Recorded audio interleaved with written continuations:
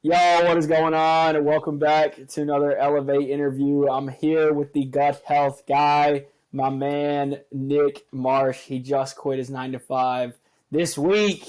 He is going all in on himself this fucking week, and it's an exciting time to be talking with Nick, be interviewing him, be talking about Elevate, be talking about his story, his experience, and just everything he's kind of going through right now. So, Nick, what is up, bro? How we doing, Matt? Glad to be here. Doing good, man. I see we're both sipping some Pellies, just having a good time. We understand Sure. what the abundance mindset is all about. hmm Just enjoying ourselves, dude. So I was kind of, knowing we were going to do this, I was kind of thinking about when we first connected. And it's been over a year now. It's crazy to think about. Like it's been well over a year. So just kind of walk through your experience, bro, of how we first connected, when we first connected, and kind of what was that like. Yeah, for sure. We connected back in December of 2021, I think. And I must have replied on one of your tweets. You sent me a DM like, hey, let's connect, whatever. And we hopped on a call. And you asked me about my story. I was probably telling you I was in college, kind of switching things up on Twitter, trying to be more intentional, be more impactful with my message. And then I told my story about my gut disease and all my struggles with that and how I've been fixing my health and diet, exercise, and everything. And you're like, bro, you gotta share that story. Like, don't get too close to it. Like, you'd be doing yourself a disservice if you did not tell other people, share your message, share your story. And that was the one biggest thing that stuck with me and ultimately led me to join Elevate like a month later. A month later from December of 2021. We launched it January of 2022. So this tells you guys that Nick is just an OG. He's been in there. I mean, he's probably one of the first 10 to join easily. One of the first 10. He's an OG guy. He's been riding for over a year. But before we carry on about Elevate, bro, you mentioned your gut disease. Like, tell us a little bit about that, of what you've struggled with gut wise. Yeah. So back in my senior year of high school in 2017, I was diagnosed with ulcerative colitis. It's an inflammatory bowel disease in your small and large intestine, your colon. And it's genetic, but it also has some lifestyle things that might have factored into it. I had a lot of things going on in my life, stress and other things. So kind of all bottled up and happened. And I had bloody diarrhea and was like just shitting and pooping all the time. It was brutal. So I went and got a colonoscopy to find out.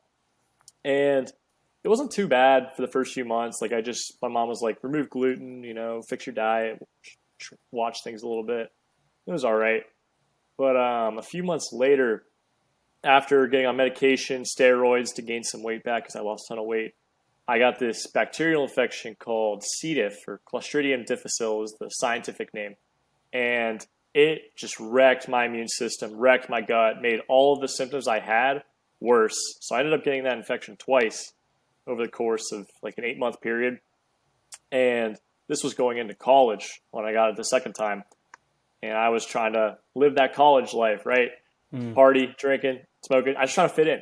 I didn't have an identity. I was always rooted in an identity of an older sibling through school. Like, I went to all the schools my siblings went to, my family went to, and they're like, oh, that's just little Marsh, right? I didn't have my own identity.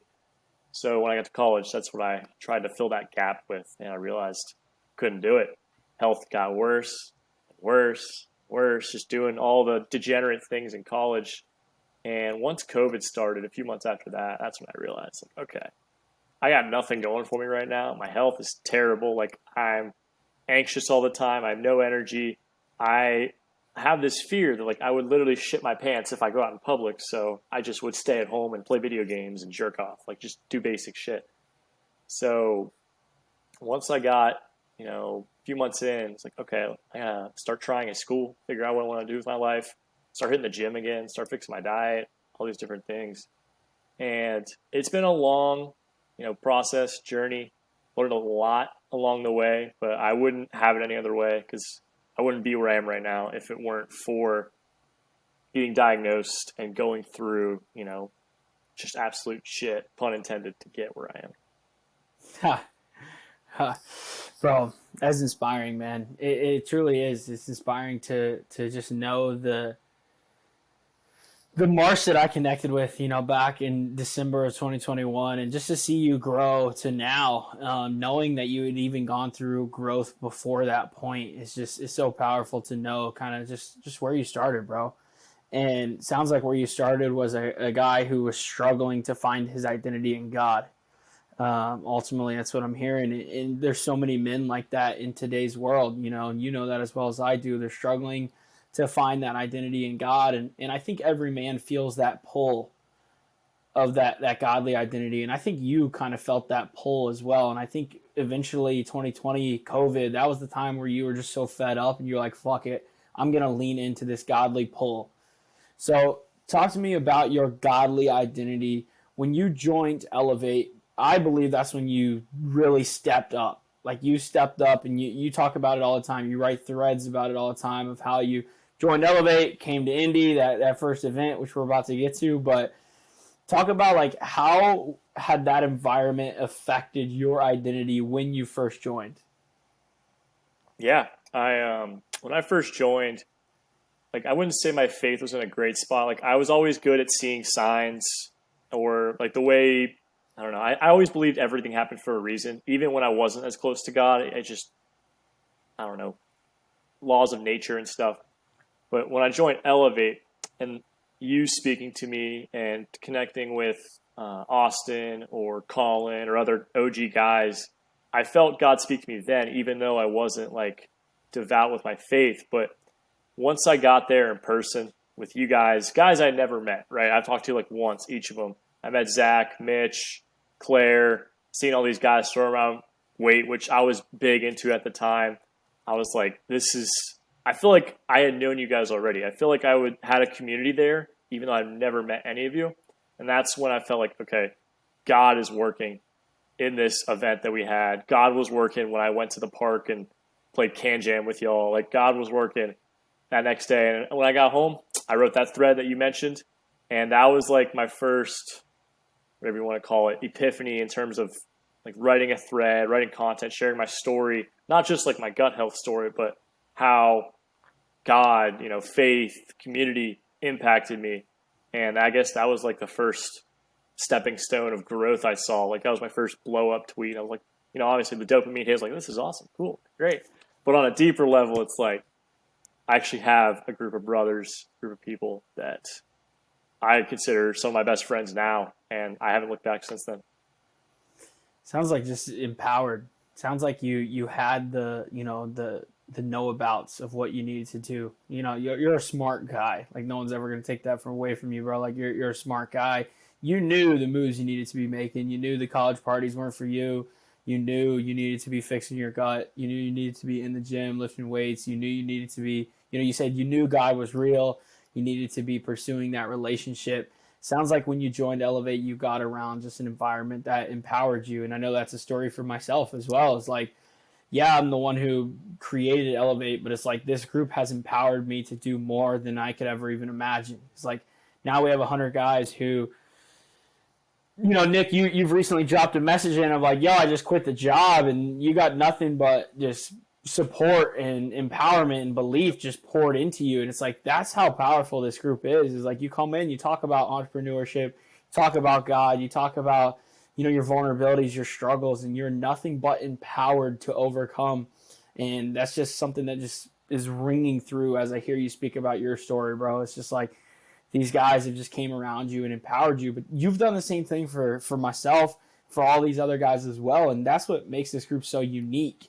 Is like it's every individual guy coming in as his unique self, and that's what makes it so powerful. Is like if Nick didn't come in as Nick fucking Marsh, like then there's Elevate is not what it is. It's like if Austin didn't come in as Austin fucking Espaseth, like Elevate is not what it is. It's like every guy has uniquely and individually stepped up to the plate and lean into his vision and the vision that God has placed on his heart, and that's what's made the community so powerful. But, bro, I just want to talk about that first event a little deeper. You talked about meeting people, and on these last interviews, I've kind of talked about the recent events, but you were a guy who was at the first event. So walk us through, bro, like you like you said, you didn't really know anybody on a deep level. You had never really met anyone in person. You're driving like 2.5 hours about. And it's like you're coming to meet people in person for the first time, people that you've met on Twitter, probably your first like online meeting experience, which is so weird for a lot of people probably listening to this. Like, Yeah. what was the emotions like? What was the nerves like? What was it like when you got there? Just walk me through the whole event for you, bro. Yeah. I still remember it pretty well, the whole lead up to it. I was in rugby season, and it was my last semester in college, in college rugby. And my girlfriend at the time, she had a tennis tournament, so we weren't going to hang out or anything because she was out of town, so that worked out. And I didn't have a rugby tournament either, so it all worked out. It just all was lining up. And I remember her saying, like, I told her I was going to Indy to meet up with some guys on Twitter, and she's like what? What are you doing? And she's like, all right, don't get abducted or like thrown in a ditch. Like, yeah, be sure not to do that. So it's like, all right, we're just going to send it. We're just going to drive. Because, yeah, it's 2.5 hours to Indy, drove up Saturday morning. I pulled in to where the address was for IVB, and I'm like, where am I? I just started driving. I'm like, where are these storage unit warehouses and stuff? Like, where am I? Like, this is the joke. Like, did I get scammed or something? Then I pulled up. I think I was one of the first ones there. I saw one other guy sitting in his car, and we were just sitting there because the door was locked. No one could get in. I think it was Colin. He might have been sitting there. Colin or Bryce or something.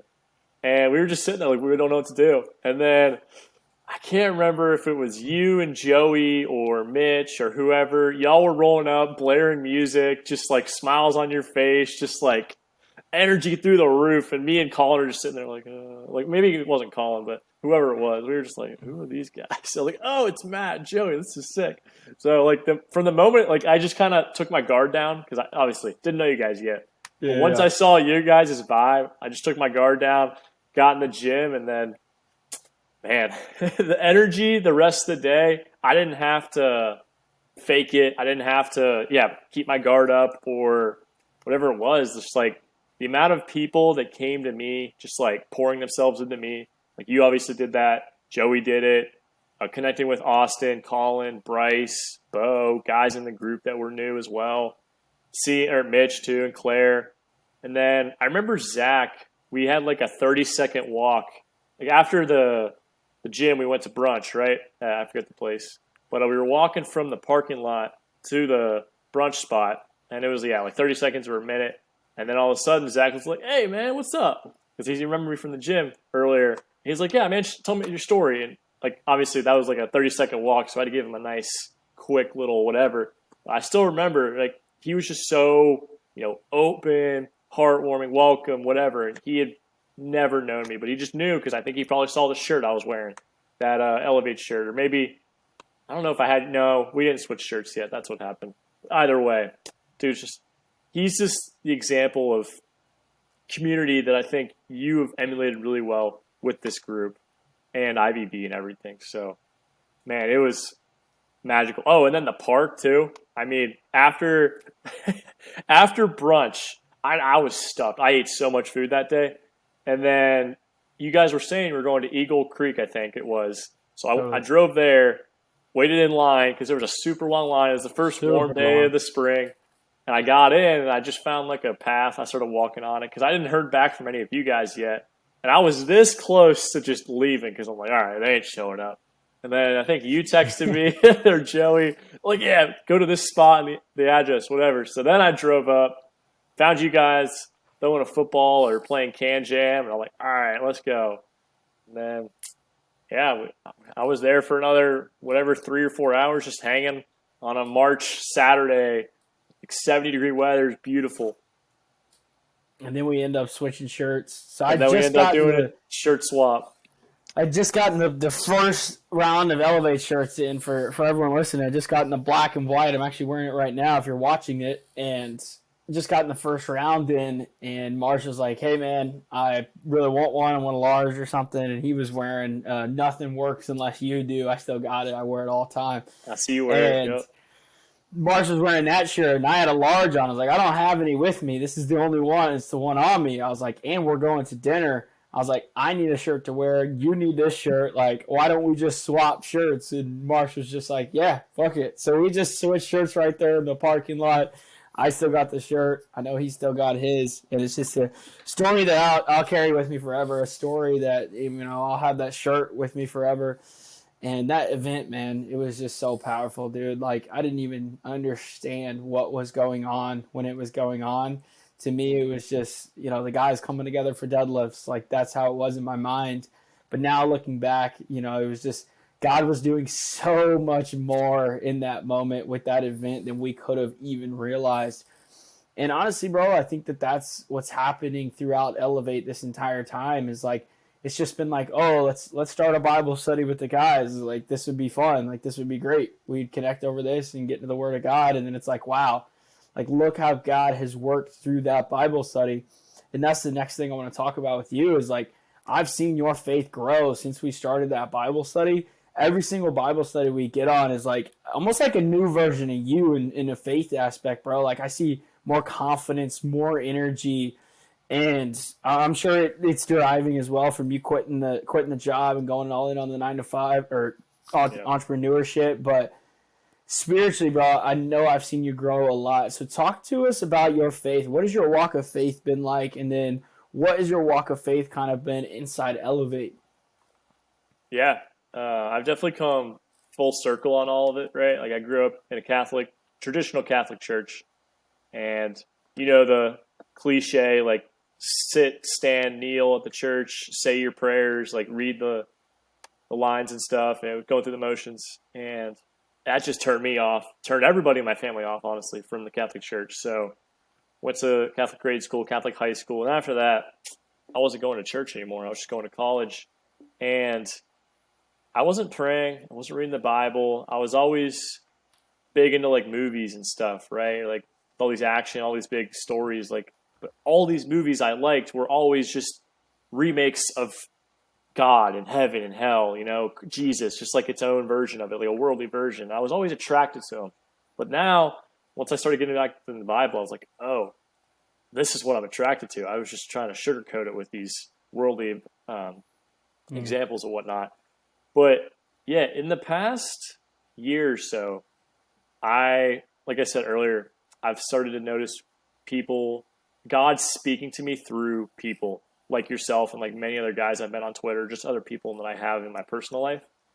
But after these first couple events, I've seen the way that God has worked in your guys' lives and how you do Bible studies, you go to church. And it started when I went to Traders Point back in July after Mitch's seminar. It was on Sunday morning. I wasn't sure if I was going to drive home or stay an extra night. I guess it was the Airbnb, but I was like, oh, wait, let's just stay, go to church, whatever.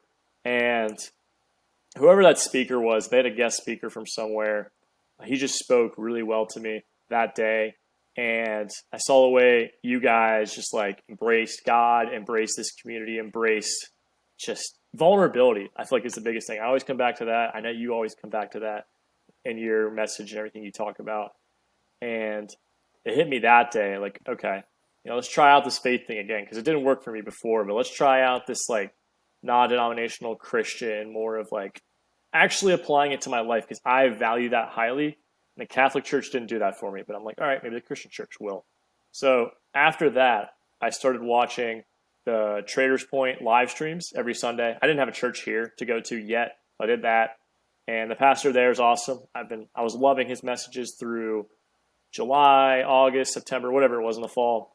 I remember like the David series he did, which was awesome. And ever since then, I was like, starting to become a little bit more confident in my faith. Like I wasn't reading the Bible yet or anything, but I was watching those streams. And then I don't know when we started the Bible studies in Elevate. Maybe it was in the fall at some point or whatever. But then it was the next event in Cleveland at the House of Steel. And I don't know if we did a Bible study there, but being around Bo again, obviously, and then like Sam Burns, and how seriously, like just how much they walk in their faith and just how great of people they are. I'm like, I got along really well with Sam when I met him that day. And I'm like, what is this guy? Like, what am I missing to get to where he is? I'm like, I'm just not opening myself up to God fully. Like I'm still holding on to these addictions. Like they're still a crutch, or they still hold space in my head, or like rent free, whatever you want to call it. And that's when it hit me, because I was getting over a breakup. I was a couple months in, so I was falling into my old ways. And like this community, more so than anything else, kind of got me through that. Even though I had my own struggles, it's just like it kept me above water. It kept me going versus just spiraling out of control with whatever else I had going on in life. And then, maybe a couple months later, I think is when I started hopping on these Bible studies. And I was probably a little too shy to say anything or whatever. I was just kind of listening and trying to get a feel for it, because I had a bad stigma around people that were very godly in their ways. Like there's a few guys on Twitter who just like, wear it on their sleeve or whatever. And I was like, I'm kind of skeptical, right? But I realized that was more of a me problem than a them problem. I wasn't opening myself up to God. So they're just being themselves. And God's had a great impact in their lives. So like, why should that stop me from doing the same? Or why should that stop me from finding my own path and opening up to God and Jesus and everything? So then being in Houston, actually there was a couple more Bible studies I went to doing in early January, February. But in Houston, listening to Chris lead that Bible study in the living room on that Friday morning, like the way he was speaking to us and the way everyone else was just coming together that morning, that just was super powerful. Because I realized that at the same time I started going to church in person. I'll get to that in a second. But having that community in person versus just like online, it just takes it to a whole new level. It's powerful. Like when I saw you and Austin, all the guys on Twitter before I met you in person a year ago, like I only see what you tweet and maybe some of the videos you put out. So that's all I know. Like that's my perception. Totally. And once I met you in person, I'm like, oh, these are just real dudes who've been through similar struggles. Instead of like, if they put a platitude tweet out there, you're going to take it the wrong way. And then you're going to have this perception in your head that they're a douche, they're a know-it-all, whatever it is, whatever picture you paint. But once you start doing this stuff in real time, that whole facade just breaks, it shatters. And that realization came to me at that Bible study in Houston, and it came to me when I went to church in person again. I can go back to before you keep going, bro. Let me interject here. It's like I love what you're saying about like some people who wear faith on the timeline, and that was almost like I don't know about them. I think the reason that happens for a lot of people is, well, number one, I'm not going to negate the fact of those Christians who throw stones at others. Like, I'm not going to negate that. Like, that is a very prominent thing that keeps people from Jesus. We know that. But I think for you knew these guys were good people, if I'm assuming right. Like, you knew they were good people. I think the fear came from there's an expectation once I lean into this. It's like once I choose faith, now my life is called to be lived at a higher standard, and I'm fearful of that higher standard because then there's expectations for me to do more. And I don't know if you have kind of internalized that yet, but just hearing you talk about that is like because I know that these guys are good dudes, and you want to be more like these dudes that you're talking about. And I assume kind of the few names that popped in my head are the same guys you're probably talking about. So it's like, once you stepped into the arena with them, then there's expectations. It's like, oh my God, now I'm held to a higher standard. Now I have to do something. I have to take action. Otherwise, I'm looked at as less. Whereas if I can just sit here on the sideline behind the curtain in the dark, it's like there's no fear of letdown, of failure, of not meeting the expectations. And I think a lot of people experience that. That's why I want to highlight that this real quick, because I know there's somebody listening to this that like has that same thought process of like, oh my God, I don't want to step into faith because as soon as I do that, now there's expectations on my life. And I think the big thing I want you to understand is, and everyone is like, when you step in, guess what? Yeah, there's expectations that you're never going to meet. You're never going to meet them. I've never met them. Austin's never met them. Chris Ray's never met them. Like none of these godly guys have met the expectations. It's like the expectation is a perfect life that we're all striving for. But Jesus died for us not to meet those expectations. So if someone right now is listening to it and they're fearful of those expectations, understand that nobody in it has met them. And if they say they have, if they act like they have, those are the people throwing the stones, and those are the people you don't want to be like. So I just wanted to internalize that for you and actualize it, kind of bring it to your attention of like, that's why you were fearful if you hadn't processed that yet. It's a great point. I hadn't made that specific connection with in terms to me. It's funny you say that because I think on the Bible study last week, or actually it started at a service I went to like 2 weeks ago. Our pastor was talking about like obviously not throwing stones at people that are not Christians and not following Jesus, but like how do you open up to those people that are far from God, and like what expectations do you hold them to? Because if you hold people that are new to their faith to the highest expectation of your fellow disciples immediately, that's what I feel like turns them off and pushes them away. So it's like you got to meet them where you're at.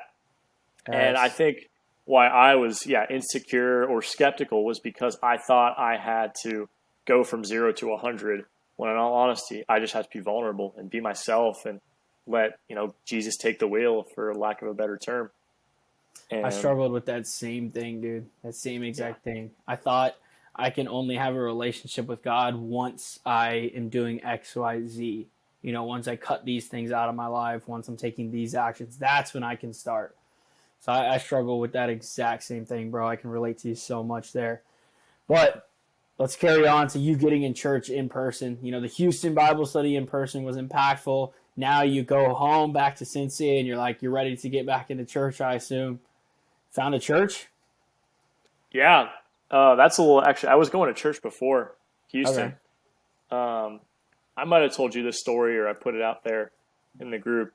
I joined Crunch when I hired you for deadlift coaching back in September, August, whatever it was. And a couple months later, I met a guy there at the church, super nice guy. He was like you, very warm and welcoming and stuff. So I was like, this cool ass dude.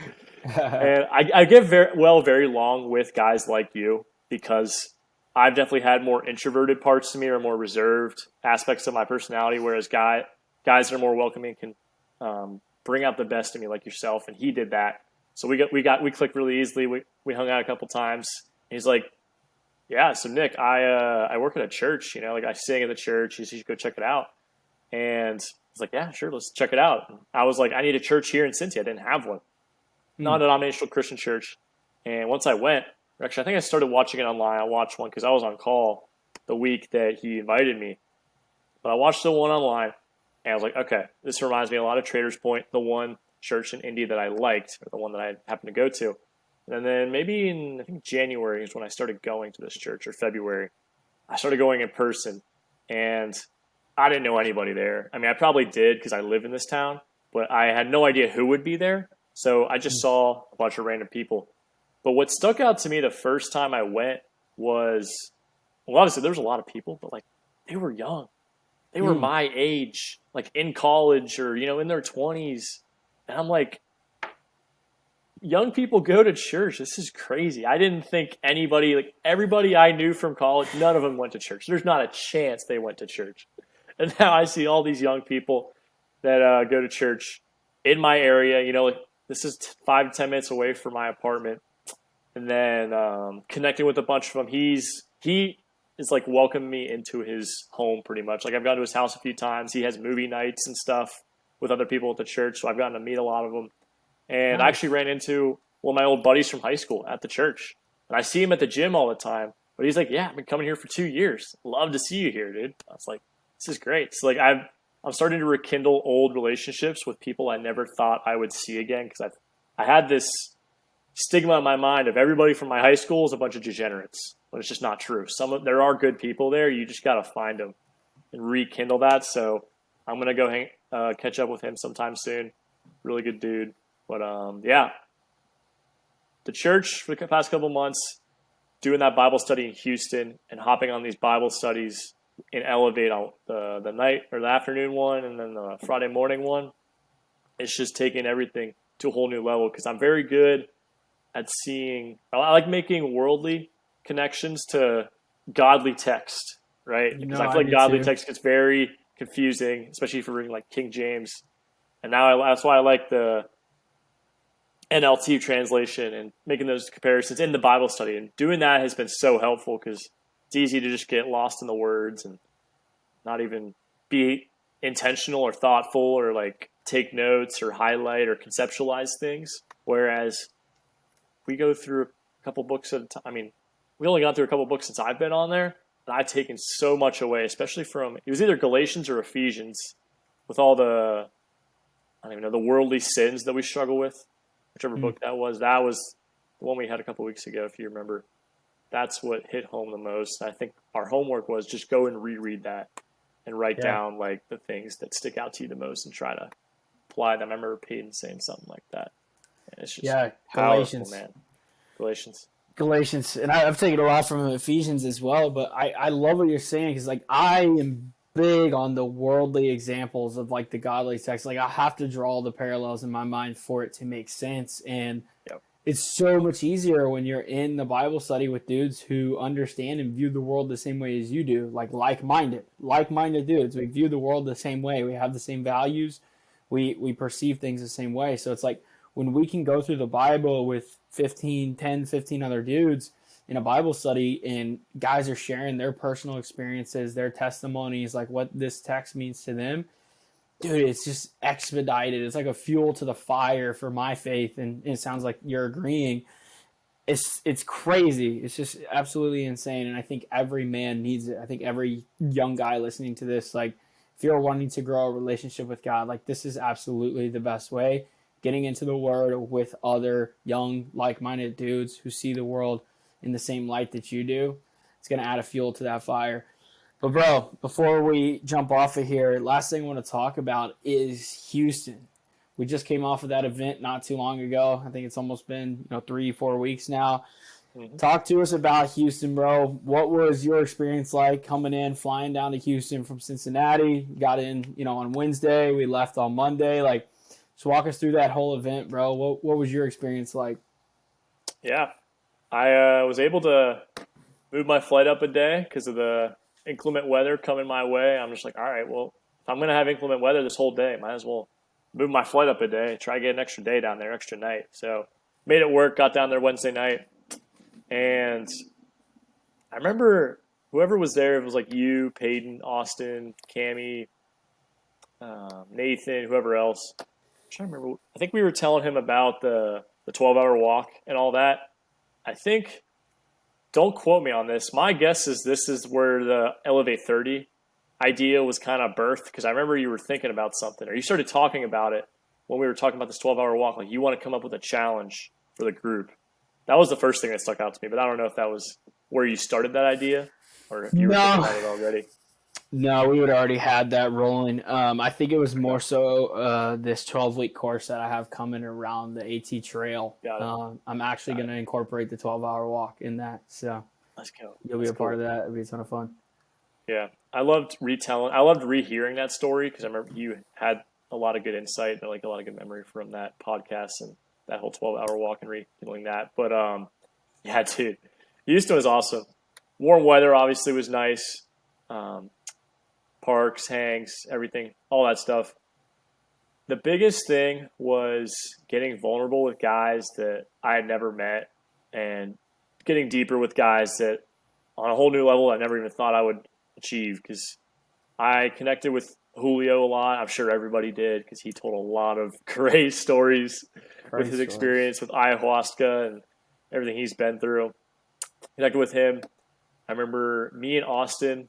It was us two, you, and who was the fourth guy with us? Was it Nathan? Yeah, it was Nathan. It was us four. We got lost, right? And we were walking for Oh hours. yeah. Yeah. No, me and Austin, like that was probably like the most vulnerable I've ever been in my life. Mm.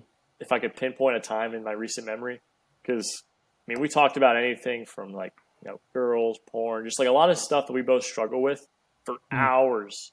And like I've always connected with Austin because I mean we met a year ago at the OG meetup, and he's one of my closest friends in this group. But just walking in the sun, getting a tan, good vibes. And then walking barefoot, feet are killing me. But at that point, I'm just like, I might as well just distract myself with getting vulnerable and getting deep with one of my bros. And I could talk about all the highlights of like the Spartan race was just incredible.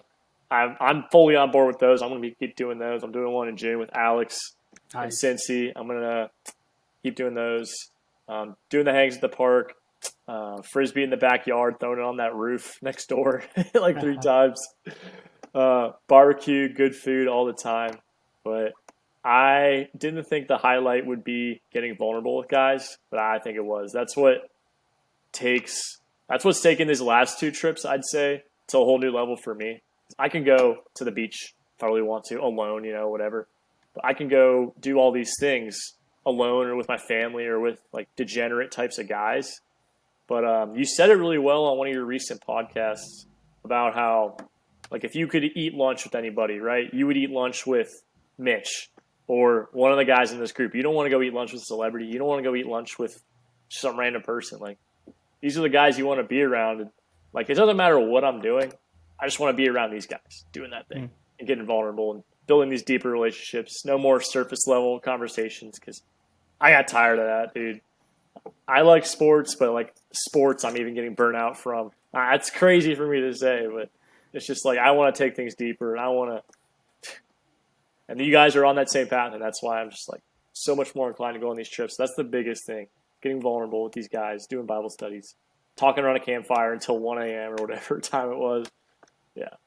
Amen, bro. Amen. It's like our, the kind of the motto now, kind of bringing in that kind of mission statement of we find strength in our vulnerability. Like true strength is found in vulnerability, and we are all seeking depth. It's like if someone's listening to this and they're not a part of Elevate, like we know you're seeking deeper relationships, and Elevate, I'm sure you can agree to this, has opened my eyes to what a deep relationship actually is supposed to be. Like, I thought I had deep relationships, and then it's like now we're getting vulnerable. We're talking about the biggest struggles, like you said, a porn addiction or, childhood trauma or things of that nature. Like we are talking about the most vulnerable things in our life. And it's like, if you're still talking about sports, the games, March Madness, like the Super Bowl, like shit like that, like you don't have a deep relationship as much as you think you do. And I promise you're starving for a deep relationship. I promise that your heart is empty and you're filling it with things of porn, of sports, of shallow things of that nature. And it's like you're starving for a deeper relationship. And once you find that deeper connection, you will find fulfillment. And that's exactly what I found. It's like I'm fulfilled, pursuing God and pursuing these deep brotherly connections has fulfilled my heart. Like it's filled my heart completely. I no longer, I used to be addicted to porn. No longer feel a need to lean on that crutch, or I used to drink all the time. No longer lean on that crutch. It's like I've been fulfilled with a deeper connection with brothers inside of Elevate, and I think Nick's story has kind of alluded to the same thing. So that's what I wanted to wrap up on, bro. But final question, absolute final question is, if someone is listening to this, they love what you said, they're considering joining, bro, like what would your advice be to them? You just got to take action, take the jump, give it a shot. Whether that's just sending a DM to Matt if you haven't already, hop on a call, reach out to anybody in this group if you see us on Twitter talking about it. Just do not hesitate to reach out. It's okay. We've all been in your shoes. We've all been to this moment of like, who's this weird guy online DMing me about Elevate or whatever? Like just talking about it. Like, and we've all had that thought. It's not like we started with this Elevate since birth. No, it came through being vulnerable and like just taking a shot and see what happens. So if you feel like you're in that spot and you're not sure, just take a shot. It snowballs from there. Trust me. Boom. Action is everything. We'd love to have you guys. You will be met with a warm welcome from my man Nick himself. So join us. We'd love to have you, and we'd love to take your life to another level. Peace and love.